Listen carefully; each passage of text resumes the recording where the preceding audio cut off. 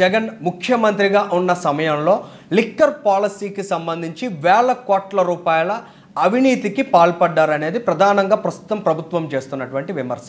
దీన్ని ఎదుర్కొనేటువంటి దమ్ము ప్రస్తుత వైఎస్ఆర్ కాంగ్రెస్ పార్టీకి ఉందా? ఇవాళ సాక్షి పత్రికలో ప్రచురితమైన ఓ కథనం చూసిన తర్వాత గుమ్మడికాయల దొంగ ఎవరంటే భుజాలు తడుముకున్నట్లు కనిపిస్తోంది వారి యొక్క వైఖరి.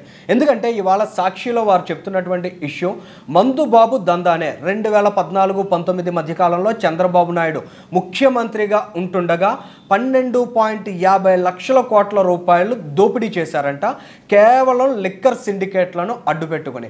ఇంతకంటే ఘోరమైనటువంటి, ఇంతకంటే బేస్లెస్ విమర్శలు ఇంకేమైనా ఉంటాయా? అంటే ఒక ఇష్యూ స్ట్రాటజిక్గా ముందుకు వెళ్తున్నటువంటి తరుణంలో వాటిని మిస్లీడ్ చేయడం, వాటిని తప్పుదోవ పట్టించడం ఎలా అనే విషయం ఈ వైఎస్ఆర్ కాంగ్రెస్ పార్టీతో పాటు సాక్షికి వెన్నతో పెట్టిన విద్యగా కనిపిస్తోంది. అందులో భాగంగానే ఈ తరహా పనికి మాలిన వార్తలు వండి వారుస్తున్నట్లు క్లియర్ కట్గా అర్థమవుతోంది. అక్కడితో ఆగకుండా మద్యం పేదల వ్యసనం అంటూ చంద్రబాబు నాయుడు సర్టిఫై చేశారన్నట్లు మరొక కాలంను కూడా వారు ఎస్టాబ్లిష్ చేయడం జరిగింది. శ్వేతపత్రం విడుదల సందర్భంగా సీఎం చంద్రబాబు గత ప్రభుత్వ పాలసీలో తెలంగాణ, కర్ణాటక రాష్ట్రాల్లో ఆదాయం పెరిగింది, ఆంధ్రప్రదేశ్ రాష్ట్రంలో మాత్రమే ఆదాయం అనేది చాలా తీవ్రంగా తగ్గిపోయిందని చంద్రబాబు ఆవేదన వ్యక్తం చేశారన్నట్లు ఇవాళ సాక్షి ఇక్కడ గోడు వెళ్ళబోసుకుంటోంది. వాస్తవం ఏంటంటే ఆంధ్రప్రదేశ్ రాష్ట్రంలో 1,00,000 కోట్ల రూపాయలు నగదు చేతులు మారింది కేవలం మద్యం వ్యాపారంలో. ప్రభుత్వం చేసినటువంటి మద్యం వ్యాపారంలో ఎక్కడా డిజిటల్ ట్రాన్సాక్షన్స్ అనేవి లేకుండా 1,00,000 కోట్ల రూపాయలు చేతులు మారిందంటే ఇందులో ఏ స్థాయి అవినీతి జరిగిందనే విషయాన్ని నిన్నటి శ్వేతపత్రంలో చంద్రబాబు క్వశ్చన్ చేయడం జరిగింది.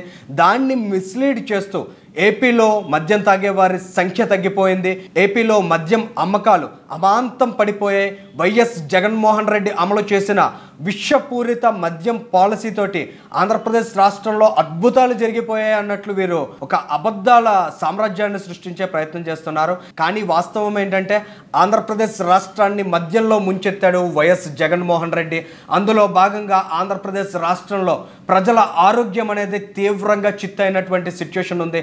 కొన్ని అంశాలను మనం కేటగిరికల్గా చూసినట్లయితే వైఎస్ జగన్మోహన్ రెడ్డి దోపిడీ చేయడమే లక్ష్యంగా పెట్టుకొని తన సొంత వ్యక్తులకు డిస్టిలరీస్ అప్పగించి వారితో కల్తీ మద్యాన్ని, నకిలీ మద్యాన్ని, కనీసం అందులో ఉన్న ఇంప్యూరిటీస్ డైల్యూట్ కాకుండా అమ్మకాల కోసం మద్యం దుకాణాలకు వాటిని తరలించి సొమ్ము చేసుకున్నటువంటి జగన్ నీచమైన వైఖరి కారణంగా ఎన్నో కుటుంబాలు తమ కుటుంబ పెద్దలను కోల్పోయాయి, అనేక మంది పిల్లలు తండ్రి లేని వారయ్యారు, అనేక మంది మహిళలు ఒంటరి మహిళలుగా మిగిలిపోయినటువంటి దుస్థితి ప్రస్తుతం ఆంధ్రప్రదేశ్ రాష్ట్రంలో వచ్చింది. శవాల మీద పేలాలేరుకున్న చందంగా వైఎస్ఆర్ సిపి ప్రభుత్వం, వైఎస్ జగన్మోహన్ రెడ్డి నేతృత్వంలో ఈ మద్యం అమ్మకాలను అంత నిస్సిగ్గుగా ఒక దందా రూపంలో నడిపారు.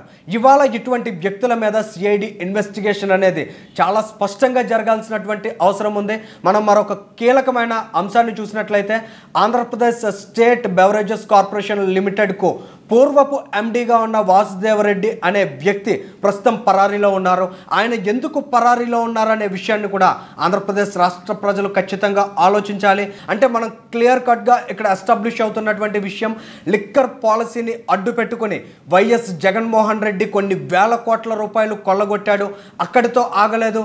నకిలీ మద్యాన్ని, ఏదైతే విషపూరితమైన మద్యాన్ని ప్రజలకు యథేచ్ఛగా అందుబాటులో ఉంచడం ద్వారా వారి ఆరోగ్యాలు దెబ్బతీయాలి. వారి ఆరోగ్యాలు దెబ్బతింటే పూర్తి స్థాయిలో ప్రభుత్వం మీద ఈయన ఏదైతే చిల్లర విధులిస్తూ ఉంటాడో దాని మీద ఆయా కుటుంబాలు ఆధారపడే దుస్థితి వస్తుంది.